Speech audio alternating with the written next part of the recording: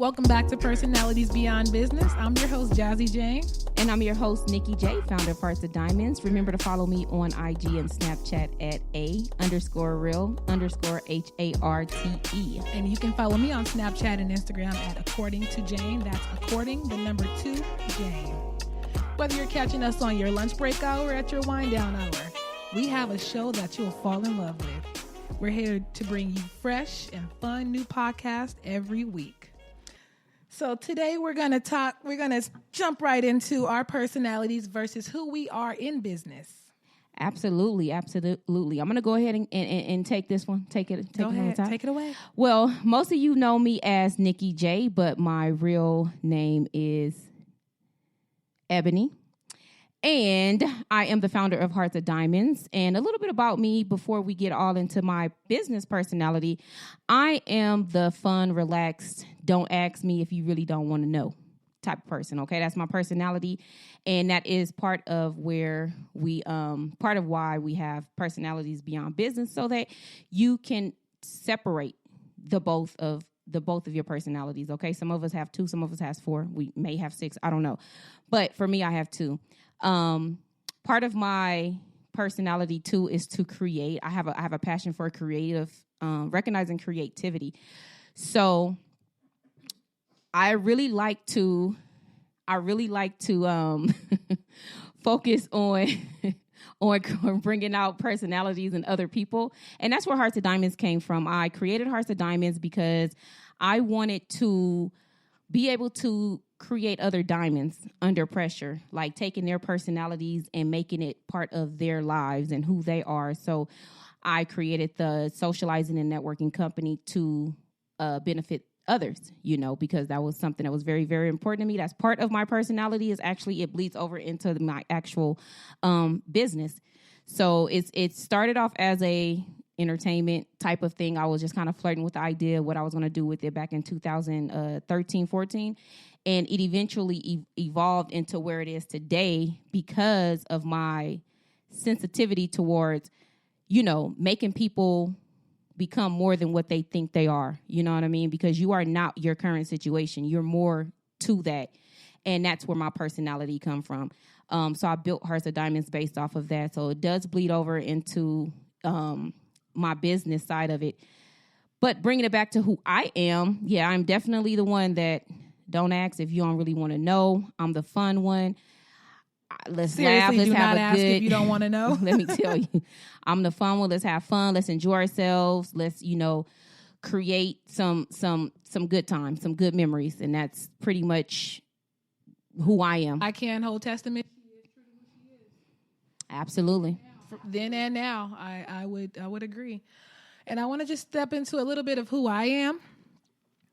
I am Jazzy Jane, your host once again, but my name is Jane outside of here. I am the founder of Kalan and Healing Beyond, and I'm also the founder of a nonprofit organization called Home for Life. I'll get more into my nonprofit organization at another time because it is still in development, but it is a very big project that I'm extremely proud of and excited to bring to Las Vegas, Nevada. Yes. Kalan and Healing Beyond is more than just a hair company.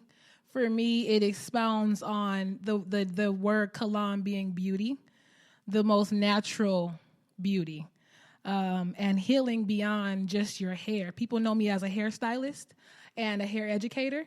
So I take care of your hair, not just your hair, but the education of your hair, the integrity of your hair care products, things of that nature. And in doing so, a part of my personality is I just like to help people. I want people to know more about themselves. I want them to be able to help themselves. Outside of me taking care of your hair, how do you maintain your hair? Mm-hmm. And so a lot of my clients would let me know that they can't find products to support their hair growth, and or they can't find products that works for their hairstyle. So I've been working over I would say, crown season to create some products. I've actually had enough time to sit down and develop my products a little bit better. Absolutely. I've been using those products. Yes. Yeah. It's been fun. So I will be talking a little bit more about the hair care products in a later topic, a later segment. But yes, that is what I do for business as of now. But I also am highly into leadership. So I am a fitness blogger as well as a beauty blogger. I'm also stepping into out of the coronavirus, the pandemic. My sister and I, we started getting up at 5 a.m., as I mentioned the week before, to work out.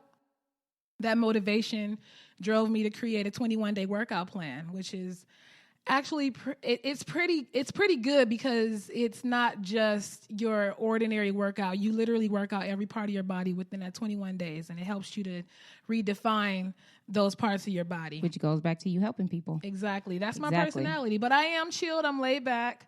I'm goofy as heck. I just like everybody to have a good time.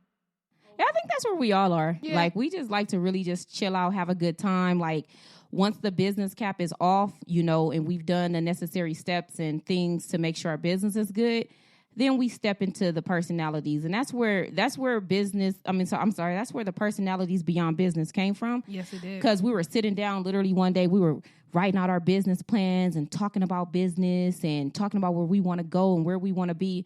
And we literally just said, yo, we should do a podcast. Like, let people know that you don't always have to have the business hat on 24/7. It's okay to be you. Like, for example, I curse a little, okay? Shit. We all do. Really? I do. I ain't gonna lie. I'm working on it. I'm work in progress. I'm actually a sailor's daughter, so I have a right to be a sailor, But she still don't curse as much as I do. But the point is, we definitely understand that there's two. There's your personality. There's a time to have that on. Then there's a time to cut the business light on. You know what I mean? So understand the difference between those, because we're still business women in these streets. But when we at home, baby, let me tell you, we are still human. We are human. Yeah, we are. We are human. Definitely have some moments where we're laughing and sometimes crying and sometimes, girl, did you know such and such did this? And I gotta hear, why you even tripping off that? Like, let that go. Like, but I'm like, no, man, no. And then when we in person, I'm like, so how are you doing today? Oh, that's great, excellent. So it's just reality though. We all have two sides, and it's okay to have a personality and still be a business. And that's not to say that minded. That doesn't mean that we are two totally different people, like you know what I mean? Like a split personality kind of thing.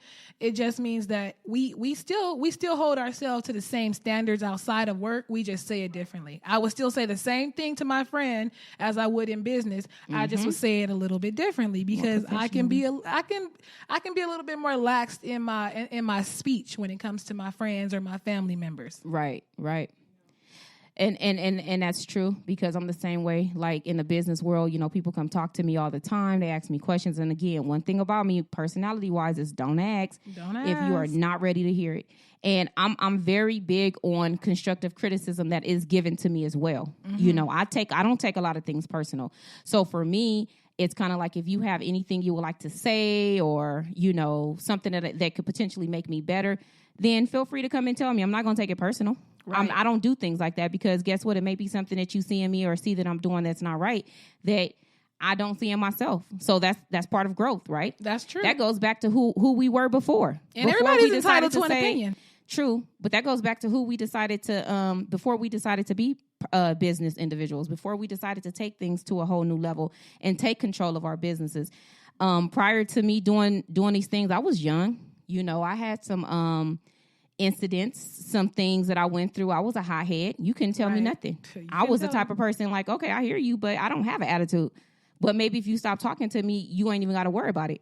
That was that was me prior to me saying, wait a minute, you don't have to be this way. You know what I mean? And again, that's my business versus, okay, well, you know what, Nikki J, you need to, okay, nope. Mm-hmm. So it's just growth. A lot of times you got to remember where you came from is not the end of your journey. You know what I mean? It's called development for a reason. How did you get there? Like, how did you get to that point where you noticed some of your flaws and you were just like let me make a change? Yeah. For me, it's when people keep telling you the same thing over and over again. Let me tell you, for example, I remember when I started working for this company back in 2014, the manager put me in her office, and granted, I didn't do anything wrong. At least to me, I didn't. But in her head, she felt like I was aggressive, okay? And that kind of ticked me off, number one. Number two, she made a comment, and she said, it was something about clocking in or something. I was brand new to the company. My manager wasn't doing what she was supposed to be doing, like by teaching me how to properly clock in or whatever, but she had red boxes to correct, basically. So my GM put me into her office, and we were talking, and she said to me, you're very aggressive and this, that, and the third, and you're not approachable and all these other things. And I'm just sitting there nodding at her like, oh, okay. You know what I got down packed, though, back then? I mean, now? What was that? Listening. Yeah. So I said, okay, I'm going to listen. So I'm listening to her. And what triggered me is when she said, it's not rocket science to clock in and out. And so being who I was, okay, my response was, okay, are you done? Because now it's my turn.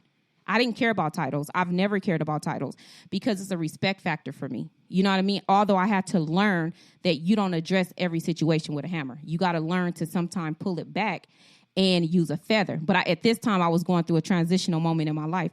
And I said to her, oh, okay. I said, are you done? Because now it's my turn. I said, number one, I'm not aggressive. And the only reason why you think I'm aggressive is because I'm a black woman. And I'm sick and tired of people saying that about us. Number one. I said, and you're right, it's not rocket science. So while you're having the same conversation with me, could you please bring my manager in here and let's have that same conversation about her not correcting her issues on her end because she never sat down and properly told me how to clock in or whatever the case is. I've been doing the best that I could based off the information you guys gave me. She looked at me and she said, you need to change your attitude. And I said, and you might be right, but it ain't going to happen today. You know what I mean? And I walked out. I was like, so are we done? Because at this point, we're not going to get nowhere by going back and forth. She was like, well, I'm going to write you up. I said, try it. I said, because I just as well, one thing I learned, okay, is you got to fight them the same way that they fight you. And back then, I wasn't really pencil and paper savvy until that incident. I reached out to someone. And they said, you know what, when she get ready to write you up, I want you to put this in parentheses and do this and do that. That paper went straight in the trash when she was done. When I signed it, she couldn't even put it in my folder because it meant nothing in court. Yeah. It meant nothing if she tried to fire me.